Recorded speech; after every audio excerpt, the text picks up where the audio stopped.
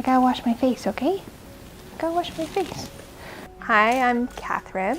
I am 21 and I was at Heritage for 13 months. Now I am working full-time. I am in community college full-time and I am still living at home, but I'm loving it.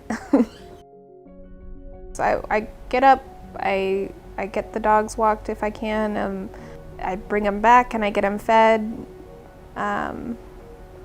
because everybody else has got important stuff going on too, and I've usually got the time to get them all set in the morning.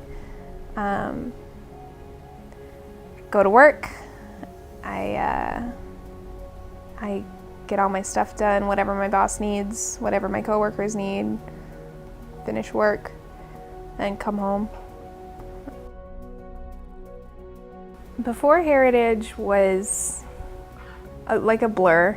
It was a series of traumas and upsets and a general inability to cope with the stressors of life. Everything she did was extreme.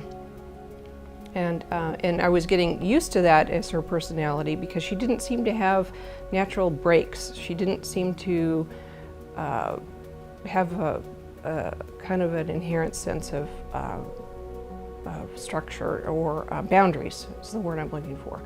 That she seemed to find them and want to exceed them in almost all realms of her life. She didn't even want to go by Katherine anymore. She called herself Kat, and took on an entirely different ego to cope with this enormous amount of shame and stress and sadness for and regret for everything that had happened to her, then everything that she did after. Ultimately, my mom and I decided together that I needed help.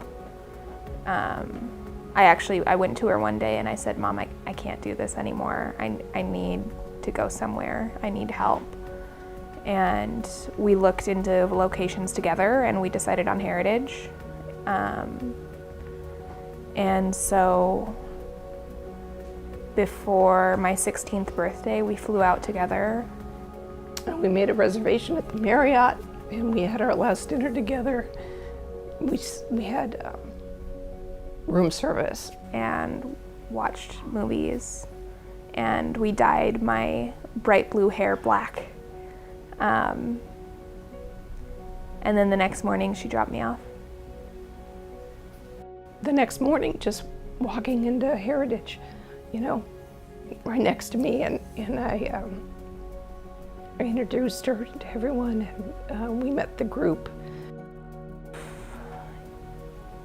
At the beginning, it was still difficult to accept that I was going, even though I knew I was going, even though I had a hand in it. For a while, I still didn't want to be there. And I certainly, those last kind of rageful moments of my borderline personality kind of came out, and I tried to manipulate my mom into taking me home because obviously I'm better now. This is what I needed. This shock to my system is what I needed. And thankfully, my mom was strong enough to say, no, you need to stay until you program complete. And helped me understand that she was in treatment now, that I didn't have to be the psychiatrist and the therapist and the police officer and the warden and the nurse, that I could go back to being a parent, which is the only role I was prepared to be. I wasn't prepared for those other things. And now I finally had the trained professionals to be those people, and I could just be the parent that I signed up for that. Once I started to come around, I realized I was in a pretty incredible, beautiful city, state even. I got to see a lot of Utah while I was there. And some of just the nicest people that I've ever met. The staff care so much, and I am still friends with a lot of them. I'm still keep up with a lot of them. And I found that there wasn't anybody from laundry staff to night staff to kitchen staff, equestrian, or what. Everybody was invested in what they were doing and how they were helping. So, I mean, I made friends with some of the people who kind of were behind the scenes, even janitorial staff and that kind of thing, where you're like, oh, hey, how's it going? Like, and they ask you about how your treatment's going, and it's like, you care? That's kind of awesome. So it's, instead of like just the core group of therapists and group therapists and whatever it might be, you have an entire community there that it's like nobody can drop the ball. And Heritage restored just my belief in just goodness and compassion and the strength of what's possible when people decide to dedicate their lives to serving others. I owe them everything. And not just for Katherine, but my whole family. You know, they healed. They started us all healing. I love my family now. I mean, I've always loved them, but now it's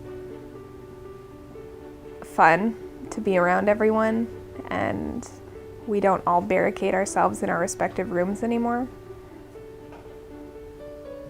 My relationship with my family now is based on mutual trust and respect and